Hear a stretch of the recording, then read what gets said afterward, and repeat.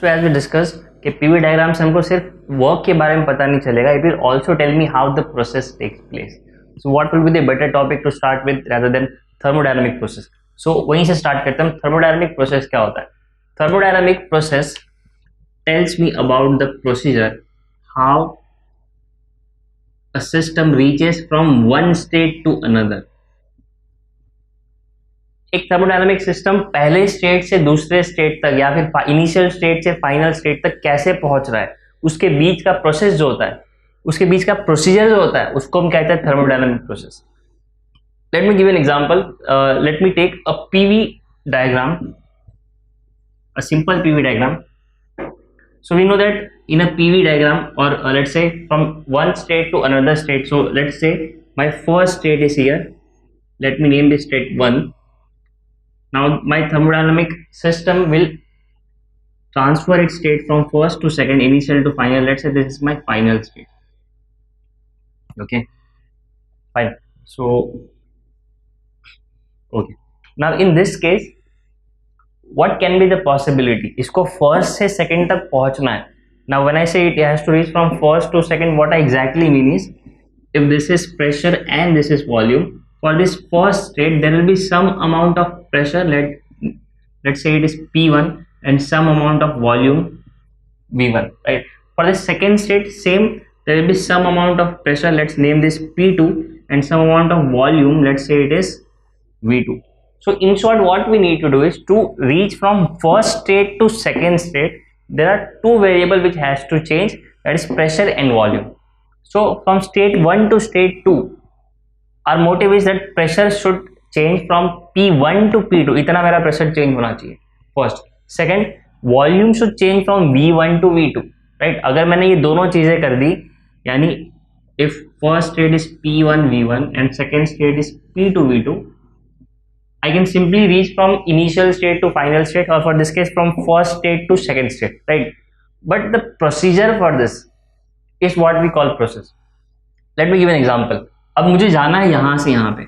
So let me take a simple curve, something like this. Okay. Now we know that इसके अंदर का जो ये पूरा पार्ट होगा, ये इसका वर्क डन होगा. मैं आपको इसी ग्राफ, इसी डायग्राम के अंदर मैं आपको एग्जांपल देता हूँ कि प्रोसेस का मतलब क्या होता है. अब मैं यहां से ऐसे जा सकता हूँ कर्व के साथ, स्ट्रेट लाइन में भी जा सकता हूँ मैं चाहूँ तो यहां से ऐसे जा सकता हूँ.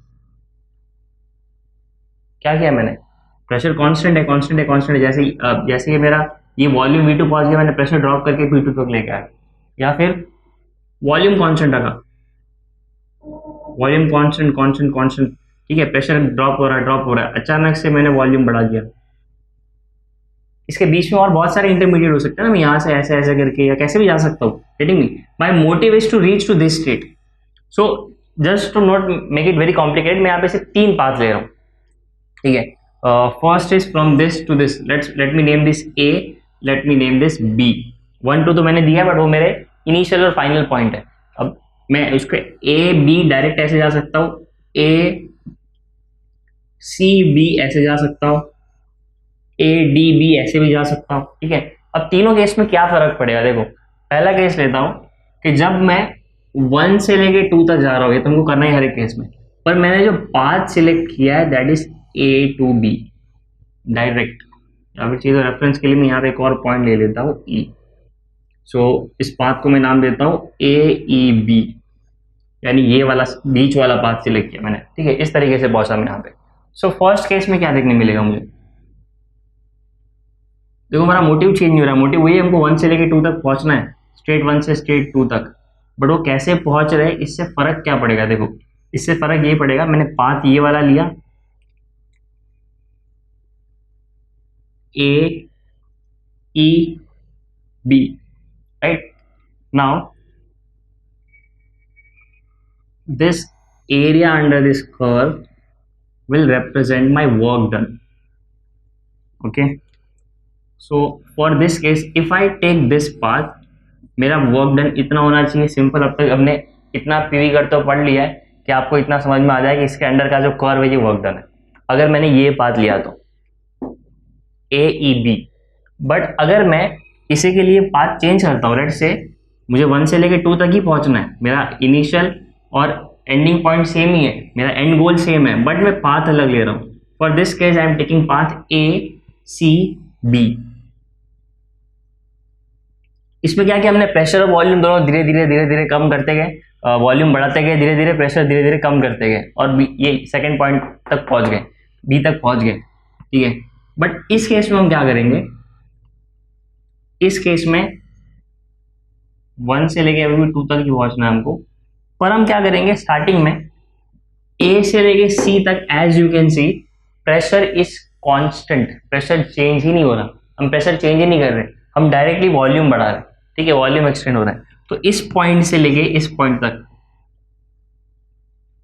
मेरा प्रेशर सेम है, बट हम वॉल्यूम बढ़ाते जा रहे हैं. और एक बार हम डिजायर्ड वॉल्यूम तक पहुंच गए, जो कि ये वाला पॉइंट है यहां तक, तो हम प्रेशर अचानक से ड्रॉप कर देंगे. इससे फर्क क्या पड़ेगा, इससे फर्क ये पड़ेगा, इस केस में ये पूरे इसके अंदर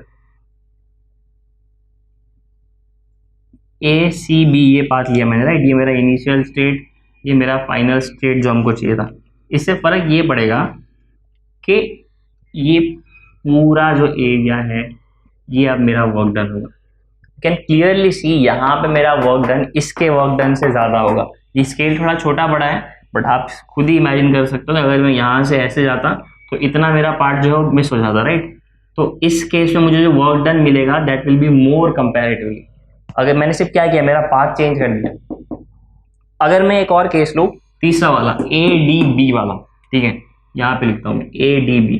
सो हमको अभी भी 1 से लेके 2 तक जाना है, but my path is ADB. For this case again initial point is same 1, final point is also same 2, but what we will do, we will first reduce my pressure. Point D तक पहुंचने के लिए पहले हम अपना pressure reduce करेंगे इतना कि हमारा ये सेकंड स्टेट तक मैच हो जाए, और एक बार प्रेशर रिड्यूस हो गया फिर हम अचानक से वॉल्यूम बढ़ाएंगे.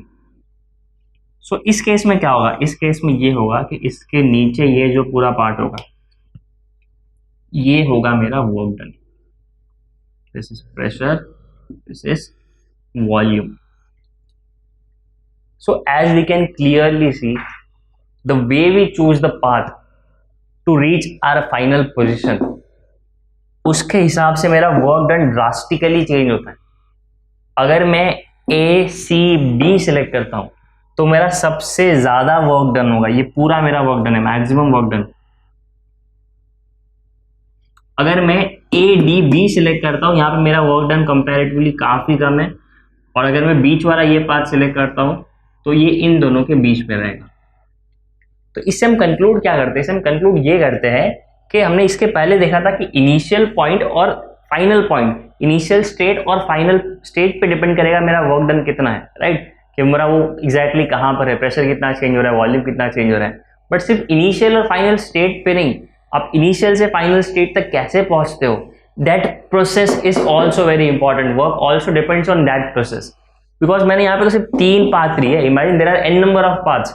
मैं यहाँ पे चाहूँ तो यहाँ से भी ऐसे जा सकता था स्ट्रेट लाइन में, तो फिर मेरा वर्क डन अलग होता. ये कर्व ऊपर की ओर भी ऐसा हो सकता था, क्या पता ये चेंज करते हुए ऐसे ऐसे करके भी जा सकता, मतलब getting me, there are n number of paths over here. So the point is work done does not only depend on initial and final state, it also depends on the path chosen to reach that final state. आपने जो process select किया है उस पर भी depend करेगा कि आपका वर्क डन कितना होगा.